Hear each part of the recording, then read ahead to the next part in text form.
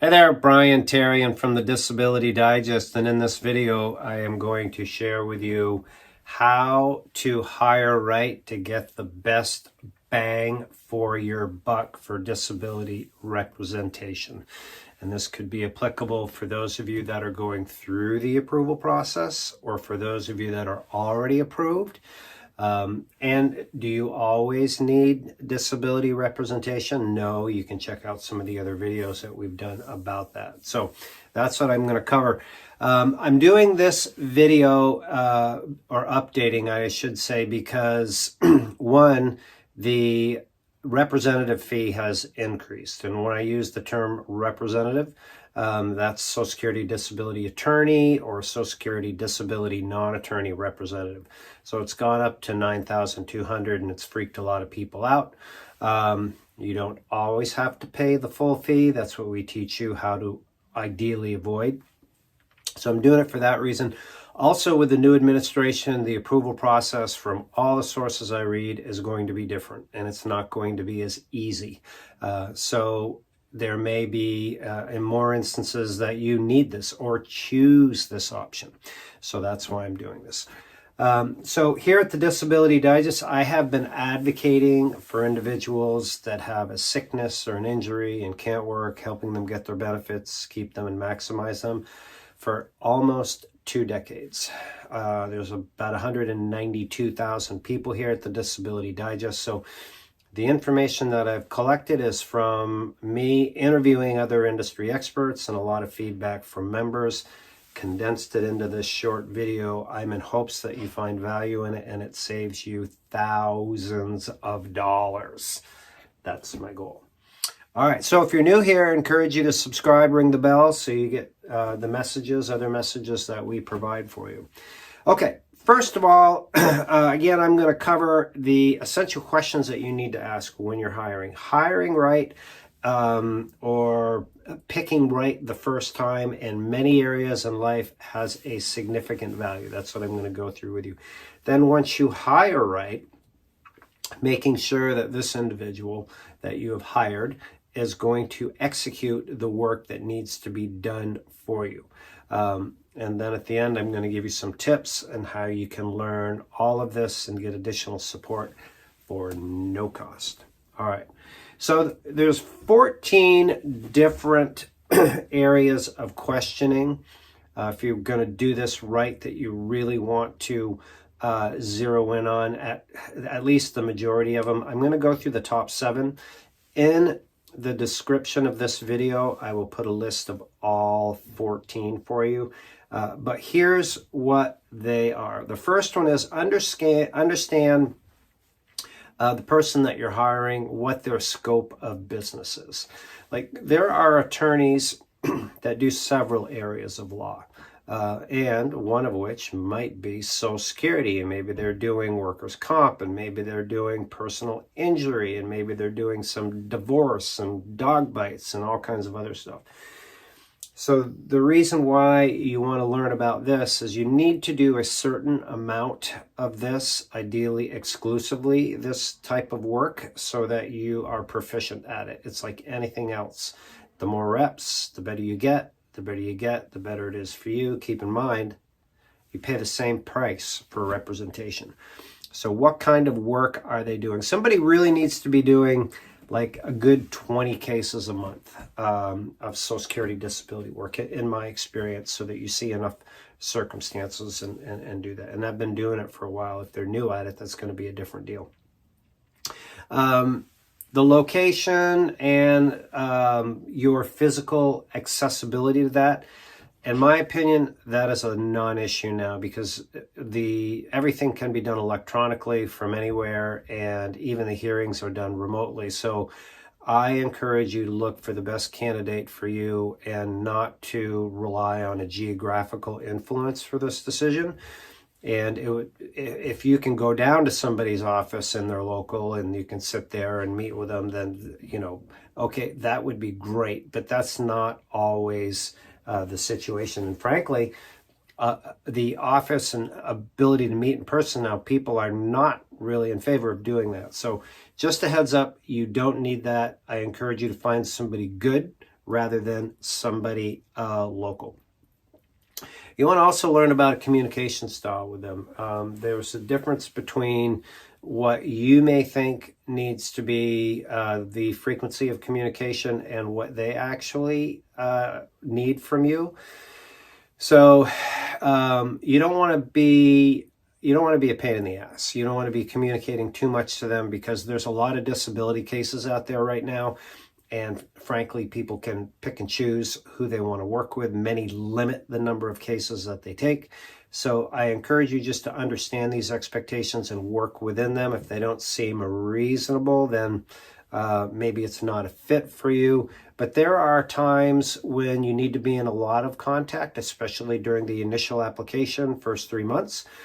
And then there's other times, if your case doesn't get approved at the initial application, like the reconsideration stage, you're waiting for a hearing, where there's long gaps of time that you know, if there's something that you have, like new evidence or condition has become more severe, or a support letter or something like that, that you can update them with. But other than that, there really isn't a need to call every, day and say, what's going on with my case? So make sure you strike a good balance. Of course, you want to learn about their preparation, and the specific questions to ask will be in the description. You want to learn about their practices, like how are they going to communicate your case to Social Security that to prove that you qualify, and how are they going to prepare you to deal with your experiences with Social Security? Like, what support do they provide? You're going to learn more about that in a moment. And then if your case has to go to a hearing, like, who is going to prepare you? Will it be the individual that's bringing you to going with you to court, whether it's an attorney or non-attorney representative, or will be assistant or somebody else? And how will you be prepared? Because a lot of people they're concerned about, you don't know what goes on in court. You don't know the questions that you're going to be asked. So with due respect, then you want to dig into that. The seventh out of the 14 that I feel is important is that there's a standard fee structure. It doesn't change. When your case is awarded, it's 25% of the back benefits are paid to the representative, and that's capped at probably, by the time you're watching this, $9,200. So that's the same, but there could be additional fees. There could be office fees, there could be medical record fees, there could be exam fees. So just make sure you understand if there's any extra fees, what they are, and about how much you would be subject to them. So again, that's the top 7. All the 14 are in the show note descriptions. Now, how do you get them to do the work? Okay, this is key. Many people go out and they hire somebody and they have this set it and forget it mentality, figuring that, oh, I've hired somebody, of course they're going to do everything that needs to be done to get me approved. It's not always the case. It would be great if it is, but it's not. So the first thing you want to understand is what you need to prove, depending on your age, under 50, over 50, your work history, your conditions. What is it you need to prove? You might be saying, oh my God, this is way too much. But it's actually, I'm going to give you a really easy way to learn these steps that I'm going to share with you in a few moments. So hang on. So understanding what you need to prove and understanding how to explain that you qualify. Many people communicate their conditions, and conditions do not get you qualified. We do lots of work on this. So make sure that you understand the difference and what to communicate, ideally in 2 sentences or less, a very short, concise statement as to why you qualify for disability benefits. This is applicable, again, for somebody who's going through the approval process, and especially for somebody that is already approved. You need to know your statement. Why do I qualify? Why am I qualified for disability? Expectations. I'm going to cover it from those going through the approval process and those that are approved. Going into the disability approval process, there is a wait time from the time that you file your application to when you receive your initial decision. Understand what that is. We help you with your understanding your expectations. They vary state by state. And then understand what the probability of approval is. Yes, you can get approved at the initial application, despite what your brother-in-law's friend may say. You can get approved at the initial application. So understand the process. There's the initial, the reconsideration, the hearing, what to do if your hearing's denied, all that, and then the probability. Forms. It's important that you understand how to fill out the forms. If you have a disability representative, it is difficult for them to really effectively fill out the forms because some of these forms are asking questions about what you can do on a daily basis. And they don't know that, nor does your doctor really. Only person that knows, like, do you clean? Do you cook? Do you pay your bills? Do you shop? Is you. So you need to understand, in my opinion, it is critical how to fill out these forms about your work history and what you can do on a daily basis that are at the initial application level. You need to understand the importance of what to do and not to do when you are sent to an exam at Social Security.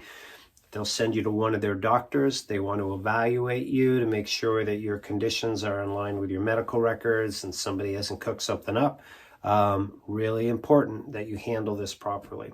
What extra evidence can you get in your application that's going to set you apart from the other 1.6 million people that apply on an annual basis? So those are some of the key things. Like, how are you going to work with them to get these steps done? Now, if you're already approved, then you need to understand when your review is going to be. And then you also need to understand the other things, like I mentioned, like what you need to prove, and those points. It's just, it doesn't go away, unfortunately, when you're evaluated. Okay, next is communication. Like, when is your representative going to be communicating to Social Security? Like, what is it that they're going to do? Are they going to be following your case status? Are they going to be monitoring your case file? Ideally, they should be, because they can. And then what written communication will they be sending them? It is really top shelf, full service work if they put in writing a statement at the initial application, the theory of your case as to why you qualify for disability benefits. More advanced, a full brief once they can see all of the evidence in your case file. So case theory, brief, these are the things. This is what you're paying for, folks. Don't hit the snooze button and go on to the next video yet if you want to get the most out of this. I'm giving it all to you right here. All right. Okay. Be a good client.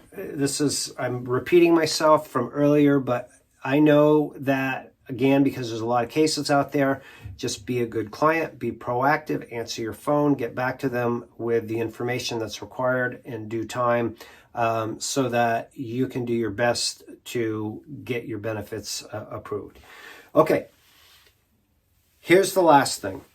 I've shared a lot of information with you. There's going to be the 14 questions that are going to be in the description. And here's how you can learn the steps that I've shared with you about how you need to get them to do the work. Understanding the process is critical. Here at the Disability Digest, we can help you with that. When you join us as a member, and there'll be a link around this video, there's no charge. You fill out your profile for membership. It'll help us understand where you're at. Just getting started, apply and waiting, apply and denied, already approved. We can get you into the right resources. If you're going through the approval process, you would go into our disability approval course. In here, you're going to learn the things that I mentioned, like what you need to prove, how to communicate that you qualify in like 2 sentences or less, how to fill out the forms. You get the expectations as far as like, what does it look like for your wait time and the probability of getting approved. You get all the things that I've mentioned. No charge for your membership, no charge for the course. Yes, we're a for-profit. We're supported by ads and sponsors and services that we provide so that we can do this for you.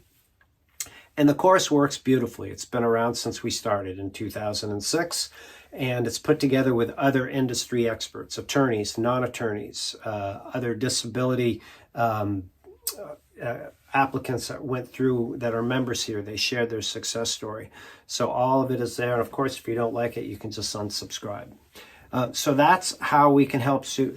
So look for the links around the video to get your membership. Look in the description for all 14 of the questions. If you've already hired somebody that's a disability representative and maybe they're not meeting the criteria, you can look at some of the other videos that we have that cover like if and when to fire your Social Security disability representative. I hope you find this helpful. Please join us in the comments. I just hope this has helped you save like tons of time in the approval process. Get the very best candidate you can for your money. Get approved fast so you don't need to pay the full fee. That would be ideal. So let us know how it goes. Make it a great day.